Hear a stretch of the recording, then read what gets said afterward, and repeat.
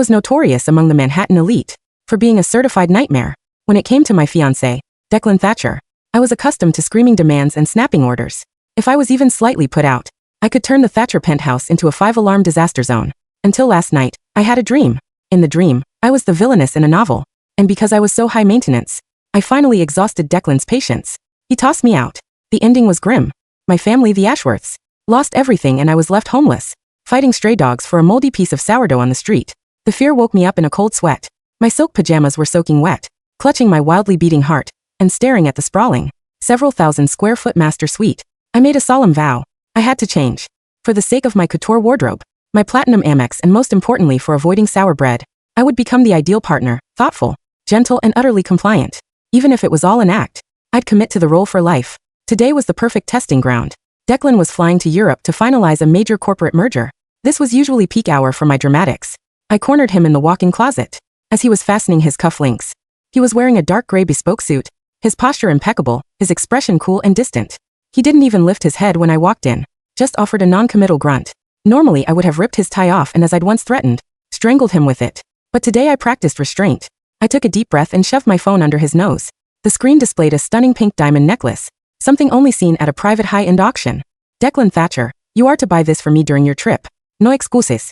My tone was still demanding, but my heart was hammering. This was the test. The book said, a man who was still willing to spend lavishly had not yet abandoned you. Declan paused his movement.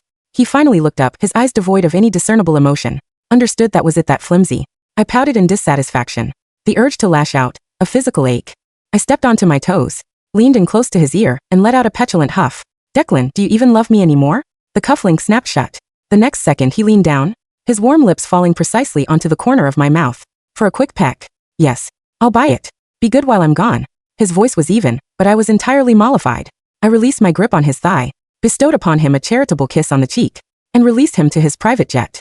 During Declan's week-long absence, I stayed true to my Queen of Drama professional code. I sent him dozens of voice notes daily, all about Monday nonsense. I'm craving the limited edition black truffle macarons from LA Belle Patisserie in the Village. Bring me a dozen when you land. My new dress looks awful, and it's your fault for not being here to give me fashion advice. What time is your flight getting in? Exactly. One night at 3 in the morning, I couldn't sleep, and suddenly felt an overwhelming need to see the European night sky. I video called him immediately. It was evening for him, and he answered on the first ring. The background was an ornate conference room, filled with a group of sharply dressed foreign executives. Declan raised a hand, signaled a pause to the room, and walked with his phone over to a massive floor-to-ceiling window. What do you want to see? The European cityscape was muted and brilliant in the lens. The executives in the meeting room exchanged priceless, bewildered glances. I felt zero guilt, only critique. It's nothing special. Not nearly as good as the view from our penthouse. Declan let out a low chuckle. Agreed. I'll show you the one at home. When I hung up, my best friend Sutton's text immediately popped up. Stella, you are reaching peak diva status. Declan is an ice king, the epitome of the untouchable enigma. You're going to push him away. Eventually, I looked at my dazzling reflection in the mirror, tossing my hair with supreme confidence. Men line up for me. From Manhattan to Monaco, Declan Thatcher is lucky I chose him. Sutton sent a string of ellipses. I ignored her, but a faint flicker of unease crossed my mind. Declan's love had always felt so restrained, so controlled. He was utterly compliant, but I always felt like something was missing. Lately, a new social climber named Run had popped up. She constantly tried to mimic my style, bought my exact designer bags, and was constantly maneuvering to get near Declan. I didn't pay her any mind.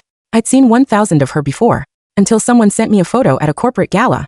Ren, wearing a little white dress, had accidentally spilled red wine on Declan's bespoke suit. She was holding a handkerchief practically plastered to his chest, looking utterly fragile. And Declan didn't push her away. A hot, sharp fire shot straight to my brain. I immediately drove to Declan's corporate tower, my heels clicking like machine gun fire on the marble floor. Bang! I slammed my phone down on his massive executive desk. Declan Thatcher, I demand an explanation. He was signing a document and looked up, glancing at the photo.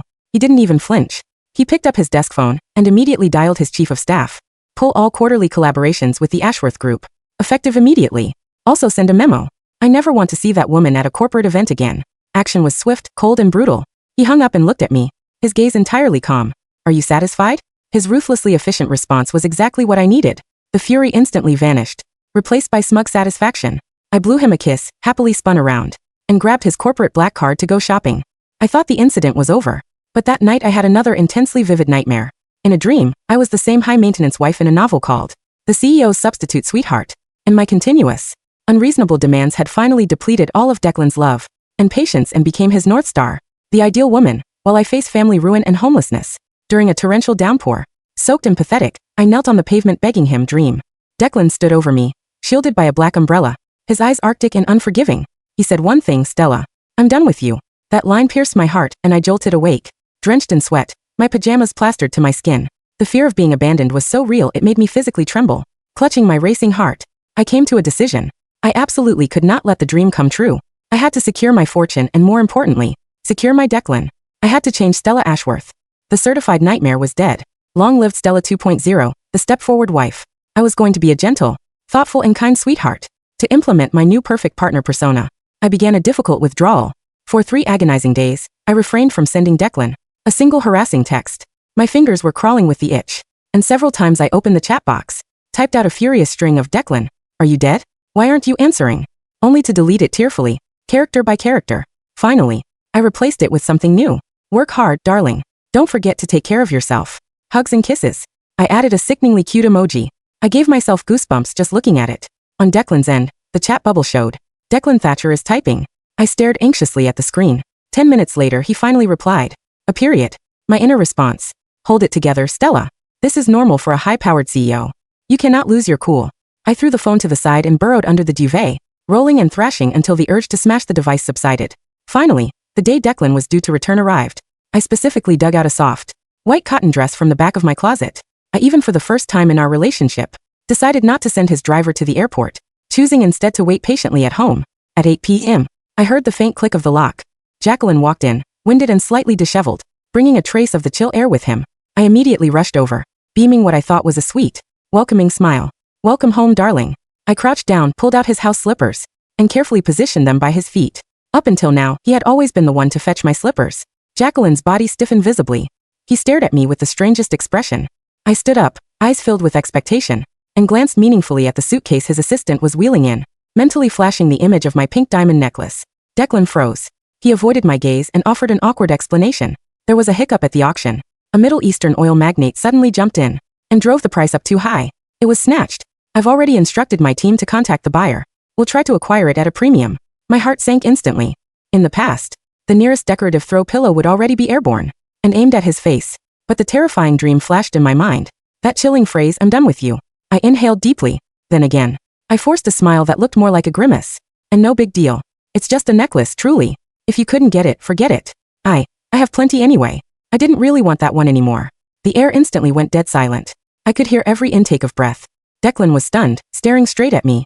Then his already pale complexion turned instantly chalk white. The next second, he violently grabbed my wrist. His grip terrifyingly strong, as if he meant to crush the bones. Why don't you want it anymore? His voice was tight, carrying a tremor I had never heard before. You always said you had to have it. Stella, are you looking for an excuse to leave me? His eyes were filled with panic, and a touch of deep paranoia fixed on me. Are you trying to draw a line between us? Or have you already found someone else? My wrist throbbed under Declan's grip, but the pain was secondary to the shock coursing through my system. I stared at him, my stepford wife, mask slipping to reveal genuine confusion. This was Declan Thatcher, the man who usually reacted to my tantrums with the emotional range of a glacier. And now, he looked like I had just told him the sky was falling. Leave you? I squeaked, my voice an octave higher than usual. Declan, let go. You're hurting me. He released me instantly, stumbling back as if burned. He ran a hand through his usually immaculate hair, messing it up in a way that would have normally made me swoon. Then why? You always throw a fit when you don't get what you want. You scream. You throw things. You threaten to sell my watch collection. I was trying to be understanding. I protested, rubbing my wrist. I was trying to be nice. He laughed, a brittle, fractured sound. Stella, you haven't been nice a day in your life. The last time you were understanding, you were plotting to fire my entire security detail because one of them looked at you wrong. He paced the room, loosening his tie with frantic, jerky movements. You didn't text me for 3 days. 3 days, Stella. I thought you were kidnapped. I had my security team trace your phone. I almost flew back early. I gaped at him. Wait. You wanted me to harass you?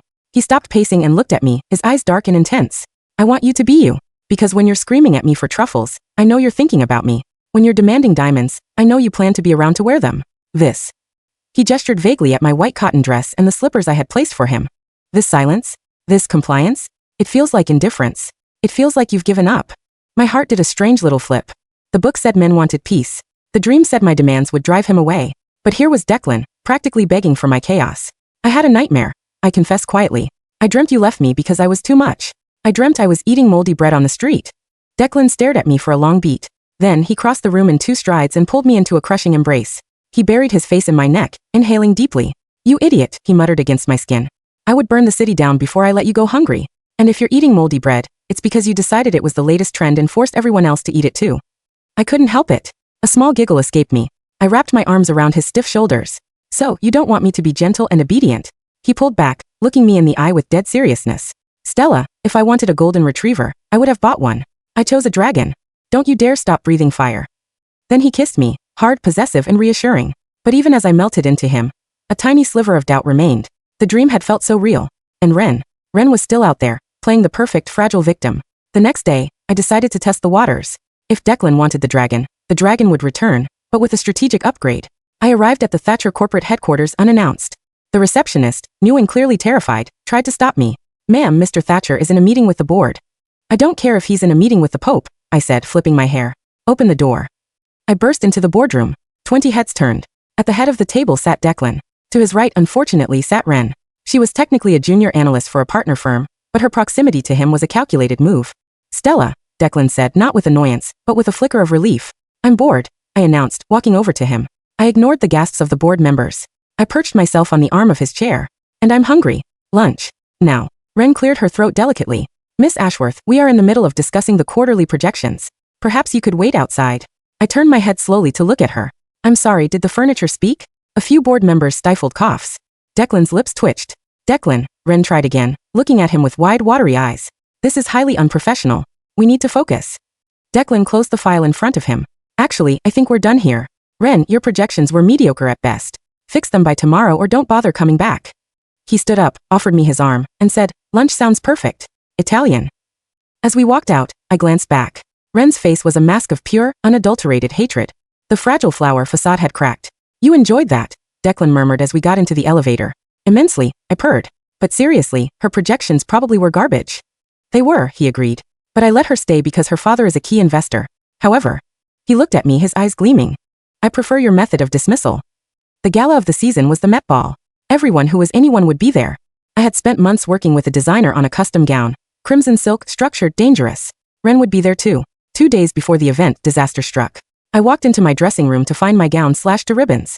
Red silk lay in piles on the floor like spilled blood. "Who did this?" I screamed, my voice shaking the penthouse windows. My maid, trembling, handed me a note found on the floor. It was typed. "You don't deserve him. Step aside or lose everything." I stared at the note. It smelled faintly of cheap vanilla perfume. "Ren." I called Declan.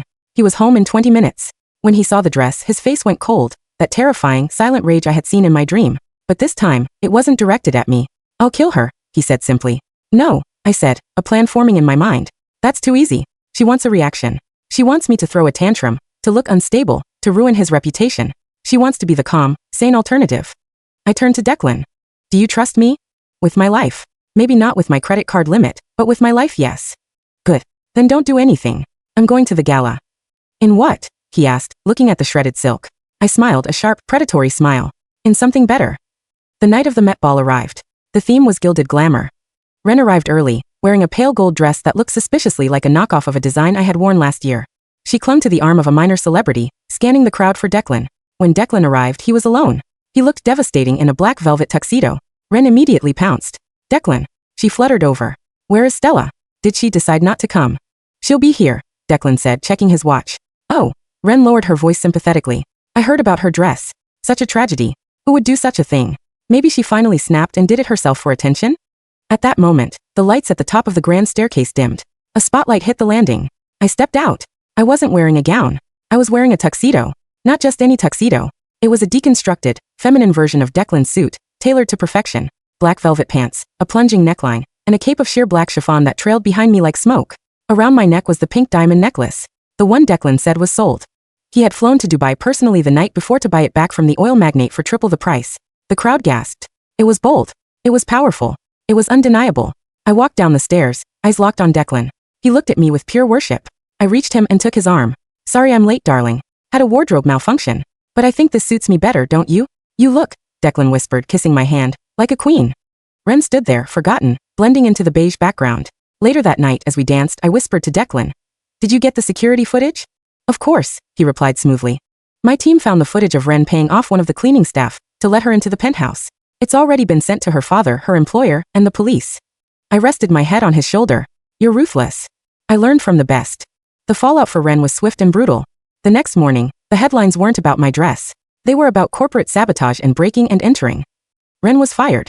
Her father, embarrassed by the scandal and threatened by Declan's withdrawal of investments, cut her off. She was social poison.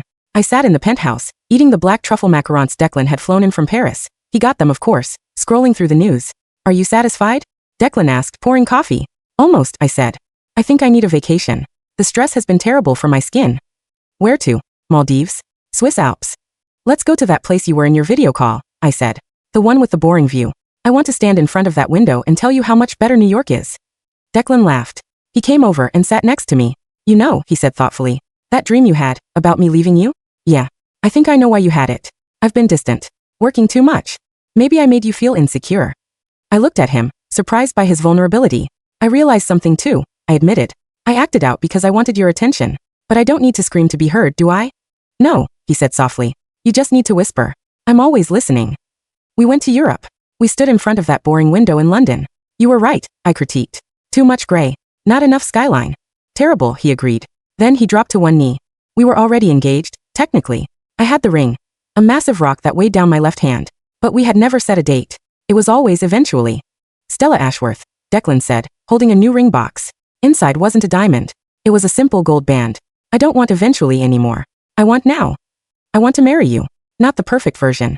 Not the quiet version. You. The nightmare. The diva. The love of my life. Tears pricked my eyes. You're proposing again? You already gave me a ring. That was a promise ring, he smiled. This is a wedding band. Let's elope. Right now. I have a helicopter waiting. Elope? I gasped. But what about my 500 guest list? What about the flower wall? What about the doves? We can do the party later, he said. Today is just for us. I looked at him. I looked at the boring view. Fine. I huffed, pretending to be annoyed. But if the pilot isn't wearing a tie, I'm turning the helicopter around. Epilogue. The nightmare ends. We got married in a small chapel in the French countryside. I wore a white dress I bought off the rack in a vintage store. It wasn't couture. It was perfect. Years later, I still have nightmares sometimes. But when I wake up, sweating and scared, I don't see an empty room. I see Declan. Sometimes he's sleeping. Sometimes he's reading financial reports by the dim light of a lamp. But he's always there. One night, I woke up gasping. Declan? I'm here. His voice came from the dark instantly. His hand found mine. I dreamt I was nice again, I whispered. I was baking cookies. It was awful. Declan chuckled, pulling me into his arms. Don't worry, darling. Tomorrow you can fire the gardener. I think he looked at the roses wrong. I smiled, closing my eyes. Good idea, I mumbled. He definitely did. And as I drifted back to sleep, I knew one thing for sure. Being a nightmare was easy, but being loved for it, that was the real dream.